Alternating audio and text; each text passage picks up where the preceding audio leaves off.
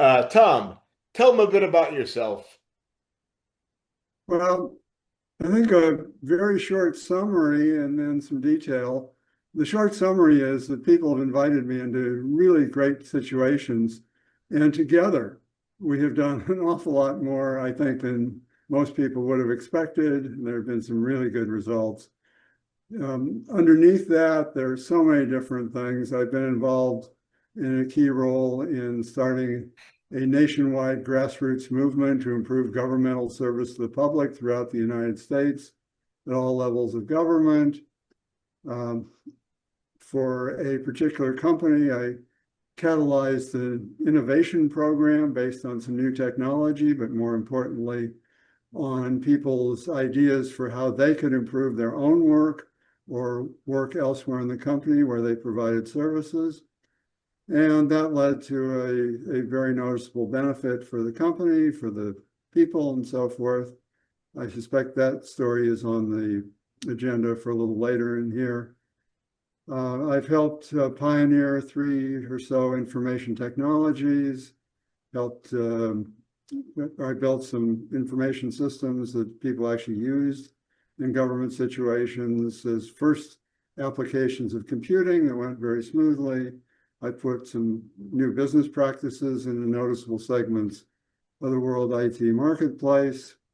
And off in other directions, it was my idea ages ago that became the Palos Verdes Estate Shoreline Preserve. And that was a 1-minute contribution, but other people did an awful lot of hard work, and it locked up 4.5 miles of Pacific coastline from development. I put in a suggestion that became one of our nation's major political parties' first attempt at nationwide grassroots organizing. And in yet another direction, an idea that I put in became a new line of service for Rotary International, more or less globally. So I've just been very, very lucky to have been in situations where good things could happen, to have helped nudge them along, and as I suspect we'll talk about later, to have captured some lessons learned from that in the hopes that other people can benefit from what I've been lucky enough to do. Well, thanks very much. But didn't you attend Caltech when a lot of very famous names were there? Oh yes, I left off the education piece. I'm very, very lucky on education. Before Caltech, my father founded the Palos Verdes Peninsula Science Club, and that ran for a number of years. I got some really good training, education, perspective from industrial physicists, other people around. That led to, for example, winning as a junior high school student, first place in Southern California science fairs. Somewhere along the line, did get admitted to Caltech, which seemed to have been a dream for a number of years, and was very, very fortunate. For example, as a math major my senior year, I took 3 first-year graduate level physics courses because I knew I wanted to go to graduate school in physics. And one of them was taught by Richard Feynman, probably the most preeminent physicist in the world for the second half of the last century. And he was teaching what he had already won a Nobel Prize for. Another person teaching a course was Rudolf Mossbauer. He was a Nobel laureate for what he was teaching about. And then the third course was in relativity. That was Kip Thorne's first year after getting a PhD at Princeton. And by now, he has won a Nobel Prize, shared a Nobel Prize for the discovery of gravity waves. They were all great teachers. In fact, I put a anonymous note into a Caltech publication, then known as Engineering and Science, now known as just Caltech, I think, and mentioned that I had this wonderful experience at Caltech with 3 great teachers. I didn't say it, but the styles were very different. I did hint at the idea they were all effective teachers as well as wonderful people. So there was Caltech. And then I did apply for graduate school in physics, and I had a choice between Caltech, Berkeley, and Stanford. wound up choosing Berkeley, which was a happy accident because my wife, who was a Berkeley graduate, also had a choice of the physics program at either Caltech or at Berkeley, and she happened to choose Berkeley's. Otherwise, we would have never met. So after that, a little bit more education. One of my employers later sent me to some programs, one at Stanford, one at Michigan, which I'd call sort of very compressed or mini MBA programs. Well, that's certainly a very cool story. But I know you mentioned the thinking tools. Is there any experience from your grad school or your college days that kind of laid the foundation for that? Studying techniques or stuff like that? Teaching techniques? Well, I think there's foundation everywhere. What I would like to highlight as an early example, this comes a little bit later, because basically I've been involved in trying to create practical opportunities or solve practical problems. And this one that I can relate actually is, I know, on the path to creating the thinking tools. So if you don't mind, I will reprise that one. Is that okay? That's fine. Okay. So I'm working for, at this point, a gas and electric utility that has the vision that personal computing will be important in that utility and throughout society. The most obscure part of the obscure computer department hired me to help figure out what was going to happen with all of that. And it resulted in my leading, as I mentioned earlier, grassroots innovation program that really made a difference for the company. But very early on, I realized a potential problem. We were starting to distribute personal computers. I had the budget for it, but the project was really based on the visions that other people had for improving work. I had very little to do with that. And I realized that I was involved in conversations that seemed to stay with, and end with technology. Now, maybe this is natural because my colleagues around me on a day-to-day basis were in a computer department, but I knew that this probably wasn't right even there, and it certainly wouldn't be right throughout the company. And my group was starting to put out newsletters and so forth. We were doing marketing for what this could be. So I had the opportunity to put together a talk on what this program might be all about. We really didn't quite know where it was going. And I knew I had to do something about this potential opportunity problem about technology. So I came up with a slide that had 5 words on it. The title was Foci, and I explained, let's talk about what this project is all about. And then there were 3 bullet points. One was results, and I would talk about results for the company, the customers, the employees, and so forth. The second bullet was human infrastructure. That was skills and teamwork and working together and so on and so forth. And then the third bullet was technology. And I would carefully say, yes, this is important, but it's third on this list. If you look at this idea, results, human infrastructure, in this case, technology, you now have a checklist. And you can start to use that in honing messages that you want to put out, in calibrating whether conversations are going in the best direction or a good direction, and so on and so forth. And that became really the earliest thing that I generally associate with the development of these checklists. In the longer perspective, by now, decades later, my thought is that I'm offering people the opportunity to help themselves. I'm not going to do it for them. The checklists are not going to do it for them. But the opportunity to help themselves think better. And this is embedded in a broader view, which actually is reflected in one of the checklists that I developed, that if you kind of divide an endeavor up into 3 different categories, one of them is sort of the outcomes and how you actually achieve the outcomes. that's the top one. That would be sort of a replacement for the results. The bottom one would be resources that you bring together, use, help work together better. So it kind of pushes the human infrastructure and the technology idea down and generalizes tremendously. It's funds, it's energy, it's data, it's skills, teamwork, and so forth. And then in the middle, something that is really overlooked. And if you look at society, we're pretty good in some ways at measuring resources that we use. There's a lot devoted to that. People do it rather routinely. We're not so good at, I think, at measuring and discussing results that get achieved out of something, outcomes, if you will. And then this third category to which I've been alluding, but skirting for a moment, in the middle is thinking. And there, I think we have real opportunities.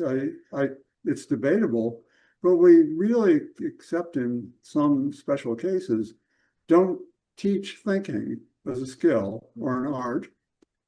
I think that's a fair statement to make, or Well, at least if it's an that's exaggeration, the thinking, it's at worth least. making it.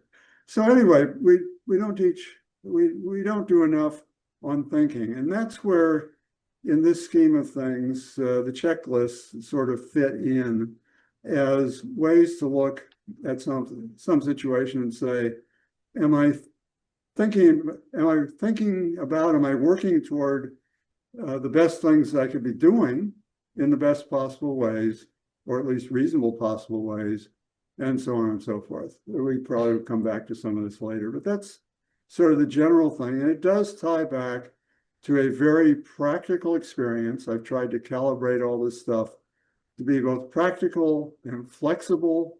Even the tools people can customize for themselves.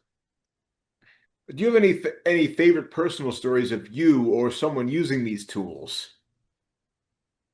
Yeah, actually, there are quite a number of them. And so let me just pick this one. This is a personal use one.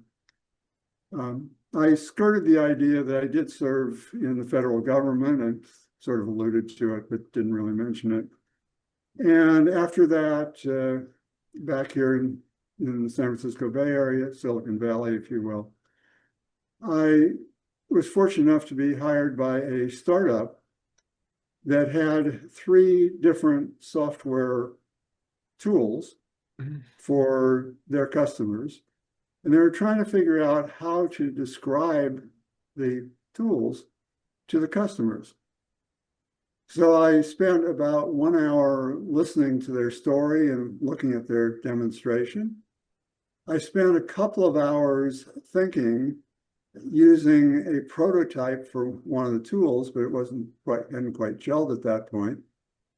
And then I went back and I spent an hour with them discussing what I thought they might do in terms of how to describe the value that these software products would add for their customers and how the software products work together with the customer's workflow and with each other. So that was a 4-hour consulting engagement. I didn't earn a ton of money for those 4 hours, but they were kind enough to leave me on the stock vesting plan. And so years later, it turns out that they sold the company to what I knew as their prospective first customer, actually. And the clock had ticked long enough that I did very well on a per hour basis for that consulting engagement, because obviously they just wrote me a check for the stock I owned. So here's a thing where it turned out to be, as I like these to be, a winner for everybody involved. And even in this case, a surprise win for me. So Yeah. that's one. Another one, here's a kind of interesting one. This was about in the same era. I was hired as a consultant for a startup. I think it was a not-for-profit. I'm not sure. It was somewhere in that. It was a very tiny organization that was trying to promote some things that would help make local business more effective within its own ecosystem, typically in cities. So I sign up and they say, well, okay, we've got a conference coming up. Uh, we want you to go to the conference and just mingle and talk with people and see what comes out of this. So the conference is out of town. I get to the conference in time for the sort of welcoming dinner ahead of this. And the head of the company comes up to me and says, Tom, we have a panel session tomorrow, and we've lost one of our panelists. How would you like to be a panelist for us? I said, oops, I don't know enough to say anything decent here. So I don't know enough about anything. But we wound up with an arrangement where we took the then prototype thinking tool and they mocked it up on a PowerPoint slide. It was probably about 7 words long, and very much like the folks I won before. This had 6 bullets. And I introduced the session in front of about 150 people in a setting, with the idea of listen to what you hear from the rest of the panelists. I had no idea what they were going to say, and maybe evaluate what you've learned using this tool. So I introduced it, the other panelists spoke, I came in and closed out the session. And then as they were changing panels, I wound up going into the audience and sitting next to the editor-in-chief of the news magazine that was sponsoring this conference. And I don't know how it happened, it was sort of randomly. We talked a little bit, and then a few other things happened. And eventually I get this email saying, hey, I used your thinking tool to recraft our corporate strategy. And I wanted to tell you about this and give you an endorsement. My management says, sorry, we can't give you any more details. Those are trade secret. But here's another one where I was talking about, how to an audience about, maybe you can use this to calibrate what you've learned. And somebody else just picked it up and used it to redo the corporate strategy for a publication, which, by the way, is still being published decades later. So another surprise win for lots of people, in this case, a win that I didn't anticipate in being a walk-on participant in that panel. Well, one question would be, this is basically a metacognitive process, right? Thinking about the problem-solving strategy in a very active, always changing world or circumstance. Would that be accurate? Yes. So sorry for not being loquacious on that one, but I don't think I need to say more. Yeah. Well, reason I bring that up, I don't want to go too much into the philosophy side of it, but essentially, like the idea that the world is constantly in motion, and essentially a constant movement between thought and action. That kind of goes through the classic dialectics, as I kind of mentioned in some of our informal talks. But like, we're basically going between idealism with a capital I, materialism with a capital M, and just going in that feedback loop until we get to where we want to go. Is that correct? Well, I don't know if we ever get to where some people want to go, so let me duck on that one too.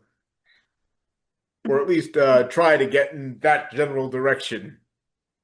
Yeah, I mean, I think maybe it's worth drawing on something much more general at this point. The idea of thinking about thinking and has played a role in a lot of things I've done. I can't claim to be really good at it, but I might be better than I could have been otherwise. And in the current effort, I'm trying to do something that could be very important in the area of physics known as cosmology, and maybe even in elementary particles.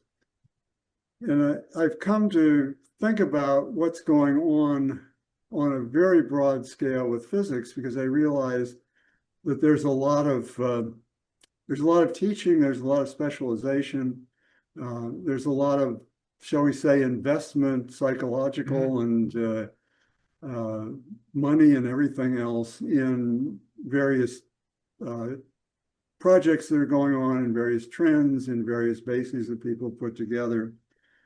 So this one just sort of says, hey, wait a minute, if we believe what people are talking about, nature's been around a lot longer than people have, and nature's gotten along pretty well in some standard, I guess, without people.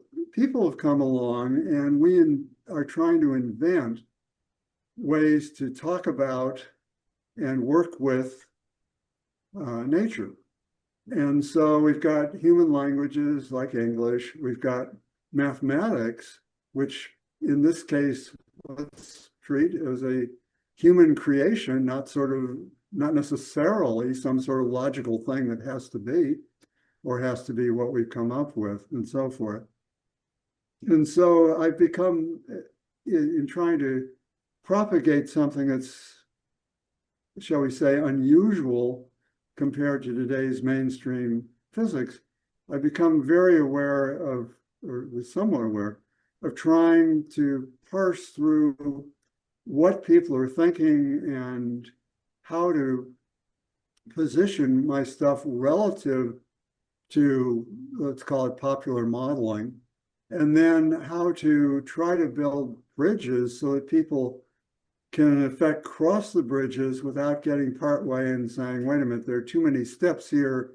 I'm going to go back to what I know without taking the journey far enough, in my opinion, to look at the result that might be worth looking at. And well, it's not too far out of realm of current thinking. In fact, it tends to go with very early ideas, Newtonian gravity with a little tweak here or there. It is still a very difficult thing to communicate. So another place where I think my thinking tools are really good, and anything else like this could be good, is in communications. The problem for that startup with the 3 pieces of software was a communications problem. There are others. Can I do another example? Sure. Okay. So sometime after the energy utility, I became a political appointee in a presidential administration here in the United States. And it turned out, I didn't really know much about the job when I took it, but it seemed the right thing to do. So my wife and I made a decision by phone in a very brief conversation while I was in Washington, technically for some other purpose, but I also turned out was interviewing for this job, that I would take it if offered. So the next day I called back to the General Services Administration, got a hold of the right person. He said, Tom, the job is yours. Congratulations. Can you please tell us quickly if you want the job, please come back over here. You really haven't done the official paperwork to become a federal employee.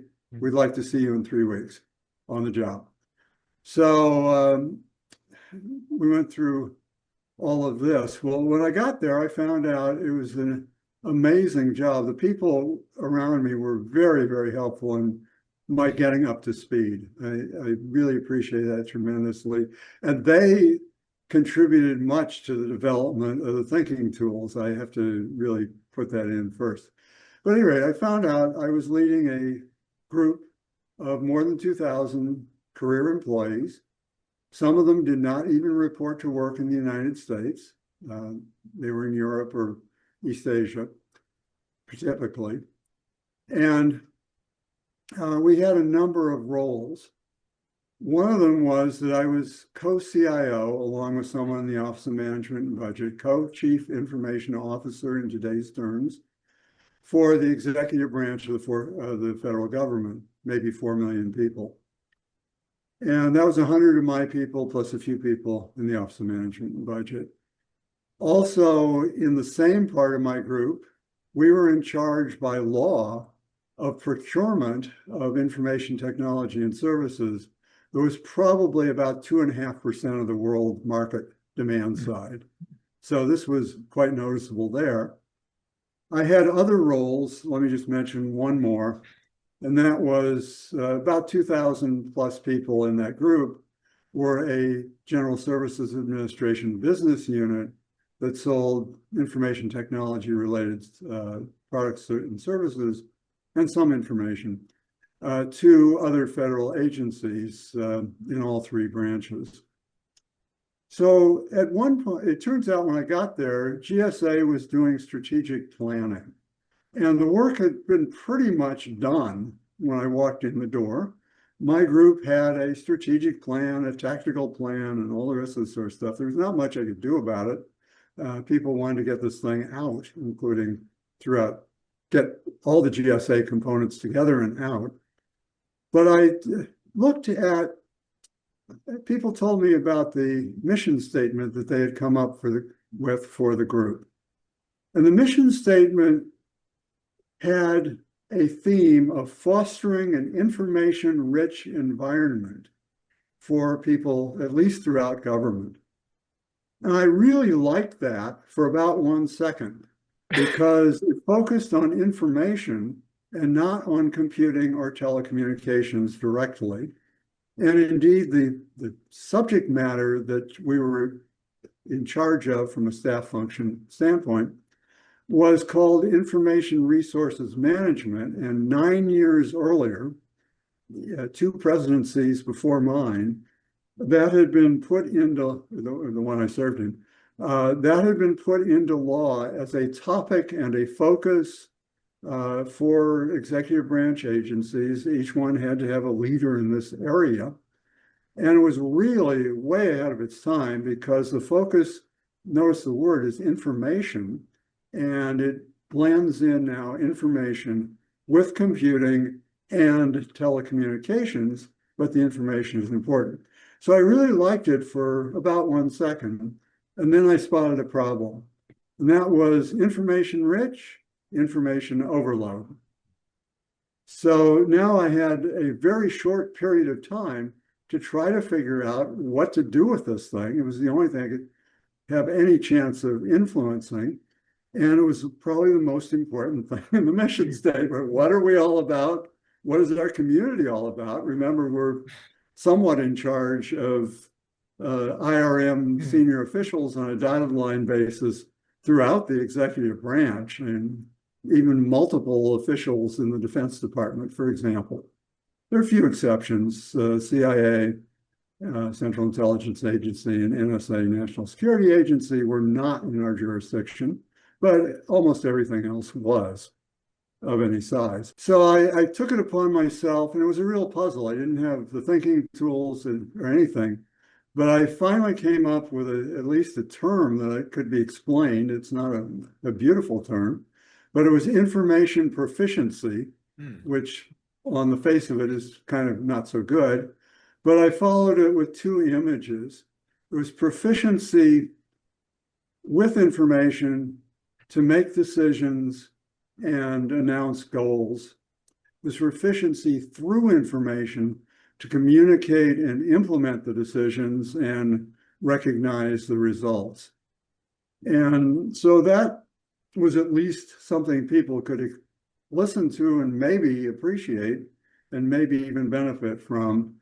And it also is on the path toward my checklists because we now have the beginnings of separating results, mildly separating results from resources and so on and so forth, and inserting thinking somewhere in the middle. So it's on the path toward the thinking tool that I generally feature because it's during that later consulting engagement with the little tiny startup and the subsequent things happening then, that tool gave me the idea that I had something was really, really worthwhile. There was another step a little ahead of that, in which I taught in the capstone course in a master's degree level executive education program at George Washington. That's before we came back to California.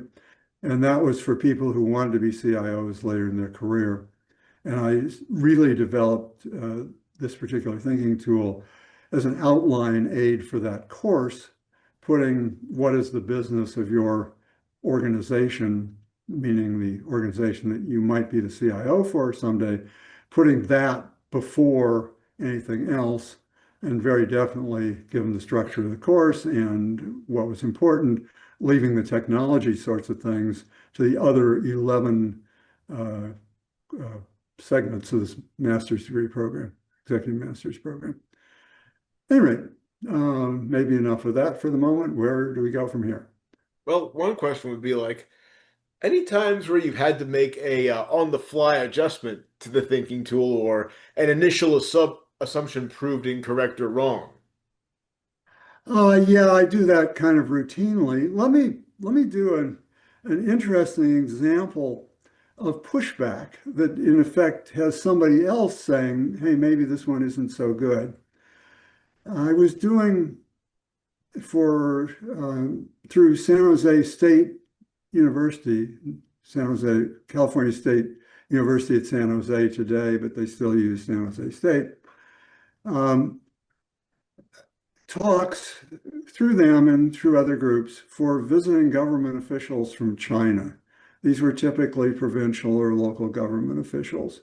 Mhm. However, in one case, they got a visiting group of 8 people from an oil field company, a petroleum producer in the part of Northeast China that produces petroleum.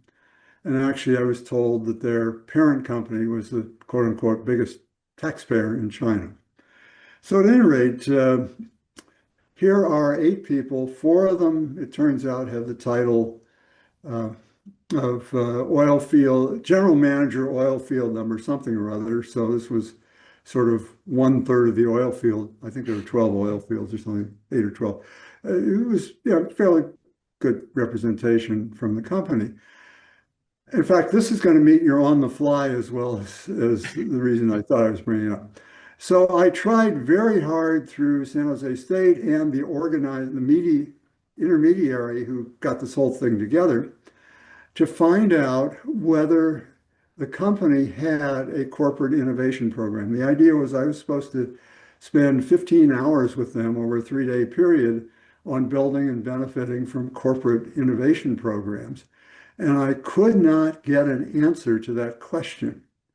So I came in prepared with a start from scratch, systematic way, kind of organized around my thinking tools, to develop such a program. I'd done that with the energy utility.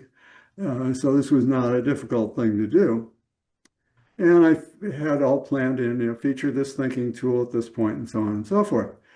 So I get in front of this group and I need to give you a piece of perspective. In the entire 15 hours, the only English that I heard spoken by one of those 8 people was thank you when he gave a little bit of an address after as my 15 hours were coming to the end. There were 2 interpreters in there the entire time, and I don't speak any Chinese. So I asked the question, do you have a corporate innovation program?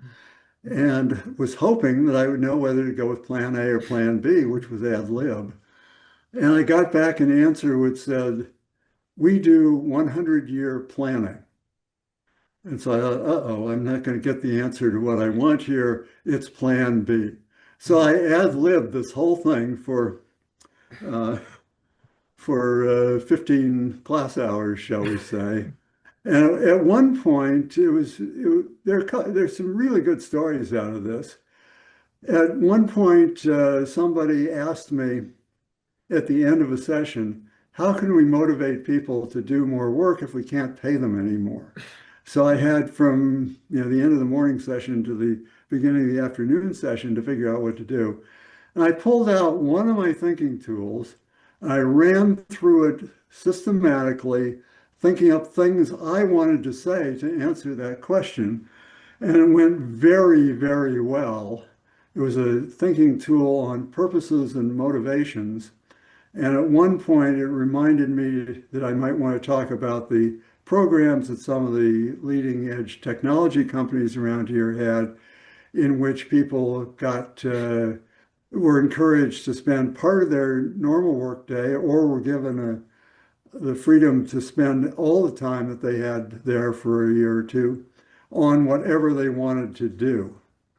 And so this triggered, among other things, a request that the interpreter translated as, can we get a tour of company, whatever it was, which was one of the companies I mentioned. And I don't know whether in the remaining part of the 2 or 3 weeks they were there that they got that tour or not, but they were really engaged on what I had to say. We had some conversation, some pushback. In another part of this, I was going through one of the tools, which is sort of aimed at styles for how we get work done. And this was kind of the number 2 tool that got me really enthused about wanting to offer this stuff. So this one has a little bit of a rank order, but you don't want to use it too rigidly that way. And as you get toward the top of the thing, maybe you lose some of the skill that's required if you're behaving more toward the bottom of this list of categories. And there aren't very many categories, and there are maybe 6. So as I was working my way up there, one of the oil field general managers or somebody in the room sort of made the comment, hey, we're kind of out away from everything else. We have to be self-sufficient. We can't possibly desire to be above about where you're talking now or where you talked a little while ago, because it just won't work. We will lose the skill to keep ourselves running over a long period of time. So this is, by the way, they really loved the primary tool. The one I was talking about there, they sort of had some intuition for. The primary tool that got me started in this they had not heard, and that proved to be of even more interest. So, all right, so I got through yes, I've ad-libbed profusely around this sort of stuff, and yes, it's flexible, and people shouldn't take anything that they automatically get out of this as a real thing. You got to look at the perspective you're in and calibrate what you're doing. Yeah, Or at least I developing the hope you. productive forces. I love it. So, Yeah. one question would be, if someone's interested in your thinking tools, how can they find out more? Well, um, a simple answer is that there is a book called Create Crucial Insight, which is available in paperback on Amazon or as a PDF download on, I think it's PayHip. So if Create Crucial Insight through a search doesn't get you to something, then find me instead, and I can get you there. That's one thing. I am happy to talk with people about this. I am looking for partners to try to offer this as online services. And I do like to be helpful in situations. I do some sort of pro bono things, and I should probably be doing All some right. things for pay. So, Well, one so question would kind of be, get a hold of me. all right, one other question would be, if there's young people who you would give any advice to, what would it be? Oh, that is such a broad question. It's awful. I guess awfully challenging. Um, First thing is, I guess to borrow from an image, keep your head above water, look around, see what's going on, uh, try to not to get buried in the details of things unless you really have to, and only to the extent that you have to. I've been very lucky in avoiding a lot of detailed work throughout my career. Either it didn't have to be done or other people did it. But this applies, like everything else, I think, scales from individual through very large organizations and even informal coalitions and so forth. So get up, look around. If you need or want some tools, maybe use mine, but just get out and look more broadly and see if what you're trying to do is really what you should be trying to do. and how you're trying to do it is at least reasonable. Yeah, in other words, don't miss the forest for the trees. Yeah, you got it. A good statement in far fewer words than Well, I what did. about people who might be on the other side? What would you say to people who have already had like a long life and career like you have? What advice might you give them if they want to apply your tools to their own life or circumstances? Well, the tools are not necessarily limited to business, government, uh, team type use, or they can be taken into sort of anything because the top thing, if you were actually going to fill out one of these checklists, the top thing is an endeavor. So you get to describe whatever you think you're trying to do. You can Like even change if the I just want to endeavor plan a over picnic with time. my friends for the weekend. Yeah, picnic if you'd like. That's fine. You might want to, if you're really serious about it, you might want to look at the purposes and motivations thing and see if you got a group that will find its way to something better, or at least will be compatible with respect to that. Uh, some people, in another direction, some people like hyper organized, some people don't care. That might be that style tool to which I alluded based on the story, oil field company story. Uh, might be useful there. A portion, if you're going to make this into a really formal picnic, trying to apportion things out, maybe. But generally, I think it's easier to. Well, actually, if you don't mind, I will read a list of generic questions that I Sure. came up with. These questions. Any one of these questions. First of all, the list of questions is not exhaustive. Second, I did this to have a lead question that would point to each one of the 11 tools. By the way, most of those tools probably people won't use. It doesn't matter. If you get something good, it's fine. So the frame is to what extent does your endeavor appropriately, and then we've got some questions. So one of the head above water, forest from trees things is coordinate with other endeavors. Another one, getting closer to what I mentioned before, declare the value it creates for constituents. It's very easy to get people involved, but if you can tell them something about what they might want to do or think about, maybe that'll be better. Actually make progress toward creating that value.